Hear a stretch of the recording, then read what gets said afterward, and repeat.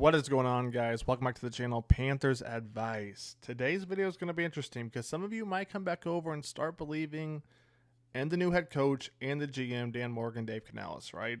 I love what they said right here, and a lot of it makes sense to the point it's like, okay, why didn't we see this last year? Let's jump into the video so I can tell you guys what I'm talking about.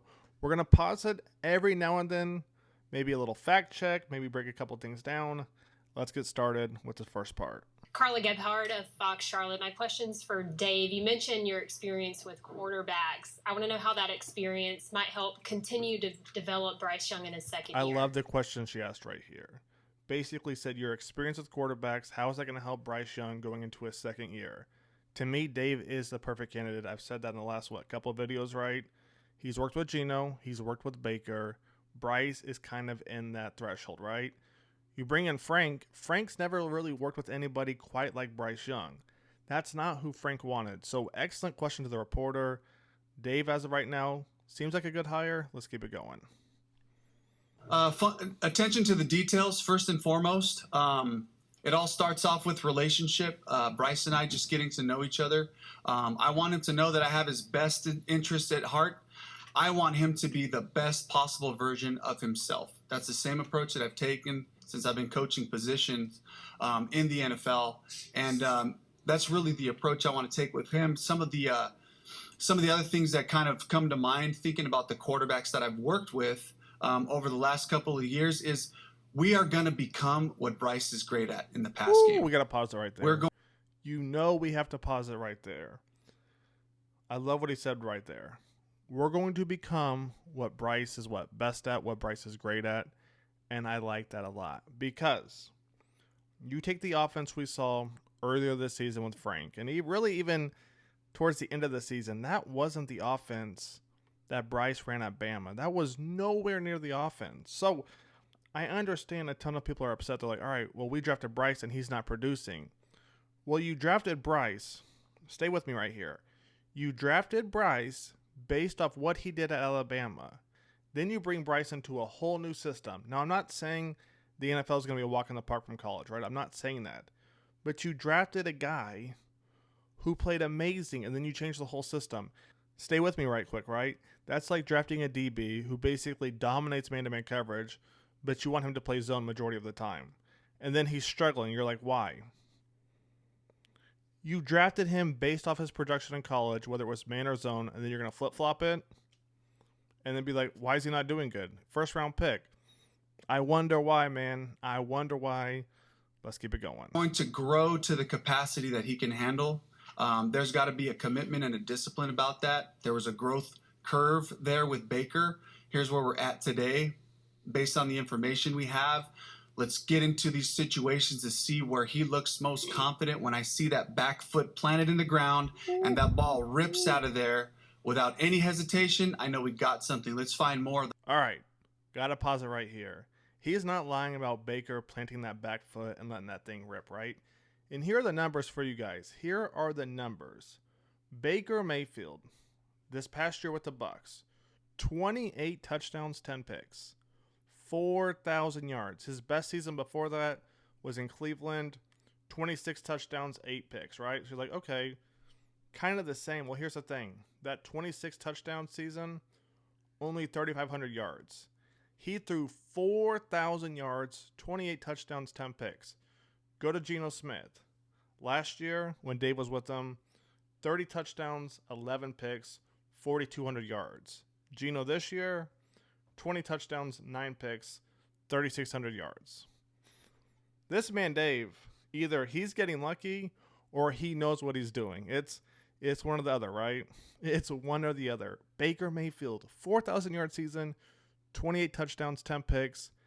Video is coming out next week. You're going to see when Baker plants that foot. Whoo, he lets that thing rip. Now, that might not be Bryce's strong suit, right? But what I like is that he watched the film on Baker, knows what he's good at, put that thing in the playbook, and let Baker rip that thing. Let's keep it going. When analyzing Bryce's trajectory and the potential that he could be.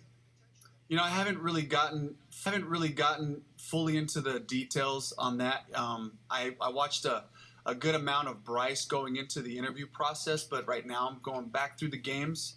kind of looking at the story of the season. Here's my thing with that. He said he watched a lot of film about Bryce going into the interview process. That tells me, right? That tells me he has to have some belief in Bryce. Why else would he take this job? Now, obviously, you want a head coaching job. You've worked your whole life for it. I get that, right? But he had to have some belief that Bryce has potential, right? He worked with Geno. He worked with Baker. He has to have some belief that Bryce can be that guy, right? Now, we could say, you're going to go for any head coaching job you can get, and look what happens when you don't succeed. So my guess is, or I'm hoping, he sees potential in Bryce. Let's keep it going. And the critical and pivotal moments in those games. So, speaking about a specific plan there, there's a bunch of critical variables. I don't want to get too much into the football philosophy at this point, but just know, it starts with the ball for me. There's a way to win games in the NFL. It's defense. It's run game. Listen to this part right here.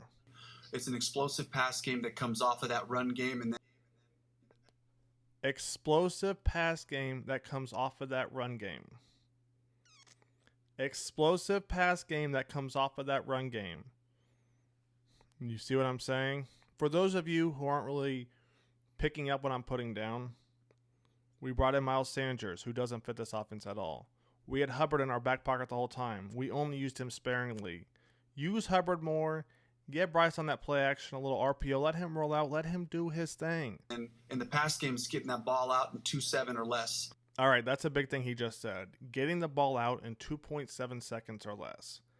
That's something Bryce is definitely going to have to work on. Whether he's waiting on one guy to get open or he's just scanning the whole field. Hey, if they're not open, throw that thing away. Obviously, that doesn't apply to the screens. But you can see Bryce sometimes held onto that thing for a little bit too long. Let's keep this thing going. It's been a really important number for us in Seattle, and being able to just track that for decision making, for route timing, the protection, and all that. It all kind of fits into this really good brand of football that is complementary as we go through the season. All right, that's the end of this thing, but let's run this back real quick because he brought up the 2.7 seconds. Mattering in a few different categories, right? Take a listen. In Seattle, and being able to just track that for decision making, for route timing, the protection, and all that. It all kind of fits into this. Decision making is 1. Route timing is 2. And protection is 3, right? So, decision making. Bryce, there was a couple games where all right, bro, what are you doing, my guy? But now let's talk about the route timing. Something I've stressed a lot to you guys, and I don't know that you guys have really understood what I'm saying. If everybody's hurt, how is that route timing going to get any better week to week? It's not. And then on top of that, now you got Bryce second guessing, right? Which is going to affect his decision making.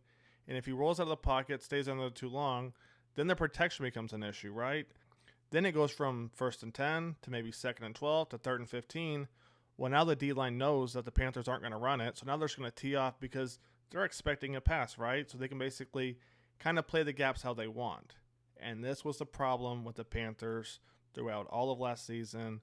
Let me know what you guys think. As of right now, man, I'm pretty hype on Dave. We'll see what happens, but like I said before, unless he's just lucky, he goes to help out Geno. 30 touchdowns, 11 picks, 4,200 yards. Helps out Baker his first year. Baker does something he hasn't done in, 4 or 5 years? 4,000 yards, which he's actually never done. 28 touchdowns, which he's never done. And he threw 10 picks. But 28 touchdowns, 4,000 yards, whew, I would take that.